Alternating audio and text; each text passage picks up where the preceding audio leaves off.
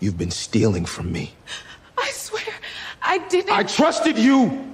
You're fired. I hope one day you discover who actually stole from you.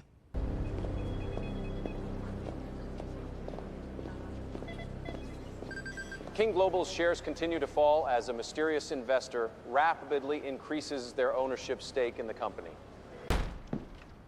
What is going on? Someone has been quietly buying our shares for months. Who? We don't know. Find out. We're trying. I don't pay you to try. I pay you to know.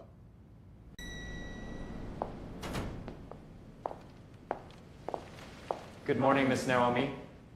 Good morning. We've waited a long time for this day. Is everything ready? We now control 48% of King Global. Not enough. It will be after today.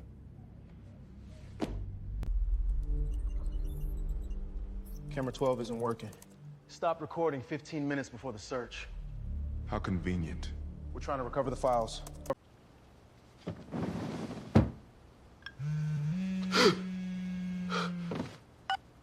You did well.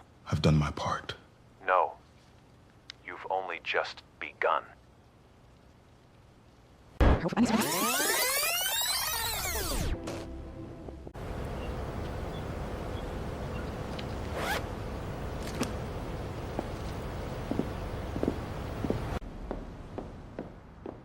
We found the investor. Who is it?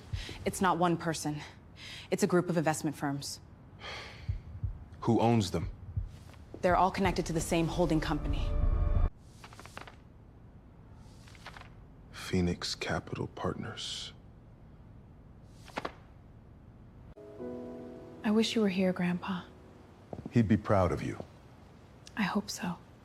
Are you ready to tell Marcus the truth? Not yet. He deserves to know. No, he deserves to learn.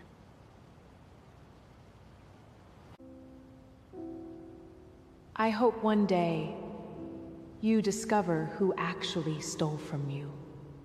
What if she was telling the truth?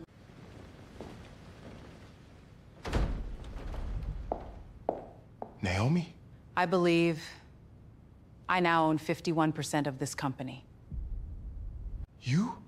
Good morning, Mr. King. Mr. Naomi, are you saying Phoenix Capital Partners is under your control? Yes. This is ridiculous. You were cleaning my floors yesterday, and today you expect me to believe you own my company? I never asked you to believe me. I brought proof. The share transfers are legal. As of this morning, Ms. Naomi has controlling ownership of King Global Holdings. This is a hostile takeover! No. This is the consequence of ignoring the people closest to you. What does that even mean? Before Naomi could answer, Samuel Brooks entered carrying another folder. Mr. King, I think you should see this. He placed photographs on the table. Security camera images, bank transfers, phone records. Marcus picked them up. His face darkened. Every piece of evidence pointed to one man, Elias Grant, his chief financial officer. Marcus looked toward Elias. You've got something to say? Elias remained perfectly calm. I don't know what this is. Samuel spoke. The anonymous companies buying your investors' shares were created using accounts approved by your finance department. Marcus looked back at Elias. You approved them? Elias smiled. I approve thousands of transactions. You expect me to remember everyone? The evidence was suspicious, but not enough to prove guilt. Meanwhile, the security guard who framed Naomi rushed into a deserted parking garage. He looked terrified. I did everything you asked. A black SUV slowly pulled in. Its headlights illuminated the concrete walls. The back door opened. The same distorted voice spoke from inside. You've become a liability. The guard stepped backward. No. I kept my mouth shut. You promised I'd be safe. The voice replied coldly. I lied. Before anyone could react, another vehicle sped into the garage. The SUV accelerated away. The guard collapsed to the ground in fear, not because he had been shot, but because he had finally realized the people using him never intended to let him live peacefully. Hidden behind a concrete pillar, someone had recorded the entire meeting on a phone. The person quietly walked away before anyone noticed. Back inside King Global, Naomi walked through the executive offices. Employees who had ignored her the day before now stood respectfully as she passed. One young receptionist smiled nervously. "Congratulations, ma'am." Naomi smiled back. "Thank you." Then she noticed something. The receptionist was wearing worn-out shoes held together with glue. Naomi asked gently, "How long have you worked here?" 4 years. "Have you received a salary increase?" The young woman looked down. "No, ma'am." Naomi nodded thoughtfully. She turned to Samuel. "First order. Review every employee's salary, especially the lowest-paid workers." Samuel smiled. "I was hoping you'd say that." Several employees exchanged surprised glances. For the first time in years, someone at the top had noticed them. Marcus watched the scene from his office. Confusion slowly replaced anger. If Naomi wanted revenge, why was she helping his employees? That evening, Marcus sat alone in the empty boardroom. Naomi quietly walked in. Neither of them spoke for a moment. Finally, Marcus broke the silence. "Who are you?" Naomi looked out at the city lights. "My grandfather helped build this company." Marcus frowned. "What?" "He and your father started King Global together." Marcus's eyes narrowed. "That's impossible. My father built this company from nothing." Naomi slowly shook her head. "That's what you were told." She removed an old, faded photograph from her bag. It showed 2 young black men standing beside a small warehouse.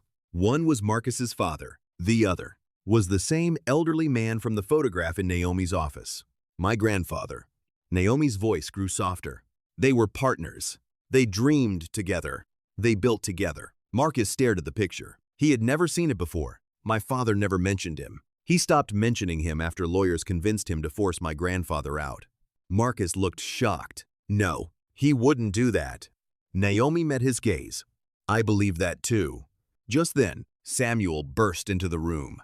His face was pale. "We have a problem." Naomi turned immediately. "What happened?" Samuel handed her a tablet. A live financial news report filled the screen. The reporter spoke urgently. "Breaking news. King Global Holdings has been hit with allegations of accounting fraud. The government has announced an immediate investigation." Marcus jumped to his feet. "What?" Samuel looked at both of them. "This isn't just about taking over the company anymore. Someone wants to destroy it." Naomi whispered, "Elias." Marcus slowly shook his head. "No, this is bigger than Elias." At that exact moment, Elias walked into his office upstairs. He locked the door, opened a hidden drawer. Inside was a satellite phone. He dialed a number. The call connected almost instantly. Elias smiled. "It's done." A calm voice answered from the other end. "Good. Now it's time for phase 2. Elias looked out through the glass wall at Marcus and Naomi, standing together below. He smiled. "They still think I'm the mastermind." The voice chuckled. "They have no idea who they're really fighting."